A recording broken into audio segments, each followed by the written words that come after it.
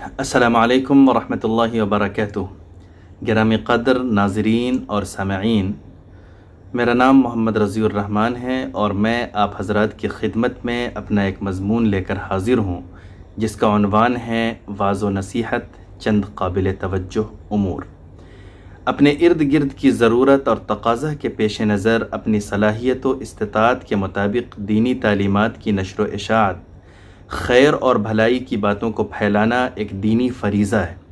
نشر و اشاعت کے مختلف طریقے ہو سکتے ہیں، ان میں سے زبانی واعظ و نصیحت، مضامین و مقالے، کتابچے، مضامین اور کتابیں لکھنا وغیرہ بھی ہیں۔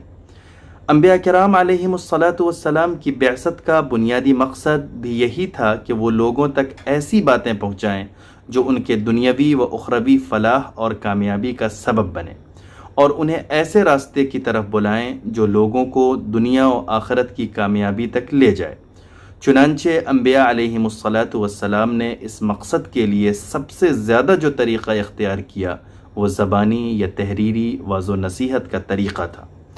زبانی یا تحریری طور پر دینی تعلیمات کی نشر و اشاعت اور واعظ و نصیحت تبھی مؤثر ہو سکتی ہے جب ان امور کو ملحوظ رکھا جائے جن کو انبیاء علیہم الصلاۃ والسلام نے اپنی کاوشوں میں ملحوظ رکھا ہے۔ ان میں سے چند خصوصیت کے ساتھ قابل توجہ امور یہ ہیں۔ الف، زبانی گفتگو اور تحریر حکیمانہ ہو کہ اس میں مخاطب کے ہر پہلو کی یعنی اس کی سمجھ، اس کے حالات، وقت اور موقع کی نزاکت وغیرہ کی رعایت کی گئی ہو، اور اسلوب بھی بہتر سے بہتر اختیار کیا گیا ہو۔ قرآن کریم نے اسی بات کو یوں کہا ہے، ادع الی سبیل ربک بالحکمۃ والموعظۃ الحسنہ، سورۃ النحل آیت نمبر 125۔ ترجمہ، اپنے رب کے راستے کی طرف حکمت اور حسن موعظت کے ساتھ بلاؤ۔ چنانچہ یہ ملحوظ رہے کہ بات کتنی ہی مفید کیوں نہ ہو، بے موقع ہوگی یا مخاطب کی سمجھ سے بلند ہوگی تو وہ غیر مؤثر اور بے سود رہے گی۔ اسی طرح اگر اسلوب پرکشش نہ ہو تو مفید باتیں بھی بے نتیجہ ثابت ہوں گی، کیونکہ وہ مخاطب کی توجہ کو اپنی طرف نہیں کھینچ سکیں گی۔ با، تحریر اور زبانی گفتگو میں موضوع کی مناسبت سے وعدہ اور وعید دونوں کا عنصر ہو۔ خوشخبری کی باتوں کو خوشکن اور رغبت آمیز انداز میں پیش کیا جائے تاکہ وہ ان اعمال پر ابھارنے کا ذریعہ بنے جن پر یہ خوشخبری وارد ہوئی ہیں۔ ڈرانے کی باتوں میں اسلوب میں وہ شفقت اور محبت چھلکے جو مخاطب کو یہ سوچنے پر مجبور کرے کہ اس ڈرانے سے مقصد ہمیں خوف زدہ کرنا نہیں ہے بلکہ ہمیں مصیبت سے محفوظ کرنے اور رکھنے کی انتہائی کوشش ہے۔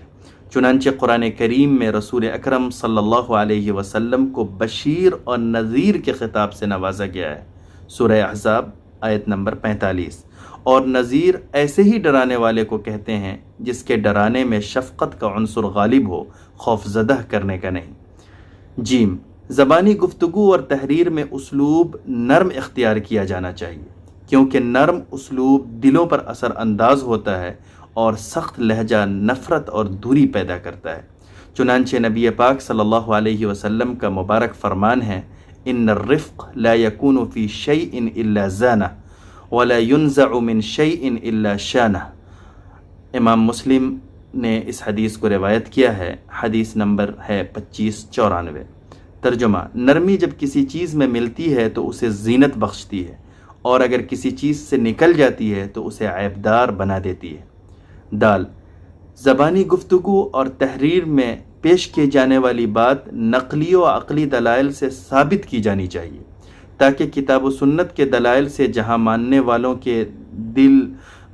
والوں کے تسکین دل کا سامان ہو، وہیں عقلی دلائل کے ذریعے ماننے والوں کو مزید شرح صدر ہو اور نہ ماننے والوں تک منطقی اسلوب میں بات پہنچ سکے۔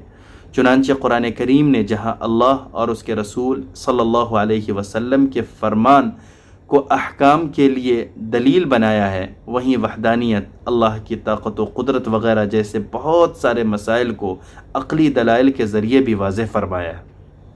ہاں، زبانی گفتگو یا تحریر معروضی ہونی چاہیے کہ معروضی اسلوب فکر کے دروازوں پر دستک دیتا ہے اور انہیں وا کرتا ہے، اور عام لوگوں کو یہی اسلوب متاثر کرتا ہے۔ مناظرانہ اسلوب صرف ایسے معاندین کے ساتھ اختیار کیا جائے جو جانتے بوجھتے ہوئے گمراہی کے علم بردار اور داعی بنے ہوئے ہوں، لیکن اس صورت میں بھی توجہ قوت دلیل اور خاص کر منطقی اور عقلی دلائل پر ہو، لہجے کی سختی اور اسلوب میں کرختگی اس صورت میں بھی نہ ہو، اس صورت میں بھی نہ ہی مفید ہے اور نہ ہی مطلوب۔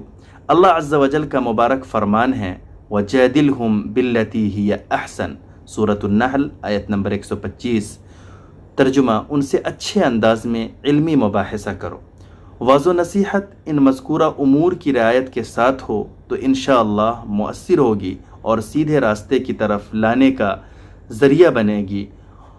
آخری بات جو خصوصیت کے ساتھ ملحوظ رہنی چاہیے وہ یہ ہے کہ مقصد اور مطلوب اس کا اللہ کی رضا اور مخلوق کی بھلائی ہو، نہ کہ خود نمائی و خود ستائی، کیونکہ مومن کی زندگی کا مقصد اللہ کے لیے جینا، مرنا اور انسانیت کے نفع کے لیے تگ و دو کرنا ہے۔ اس مضمون کو سننے کے لیے آپ حضرات کا شکریہ۔ اللہ سے دعا ہے کہ اللہ عز و جل اس میں جو مفید باتیں ہیں انہیں سمجھنے اور اپنی زندگی میں لانے کی ہمیں توفیق عطا فرمائے، یعنی ہمیں بھی اور آپ حضرات کو بھی۔ جزاکم اللہ خیر الجزا۔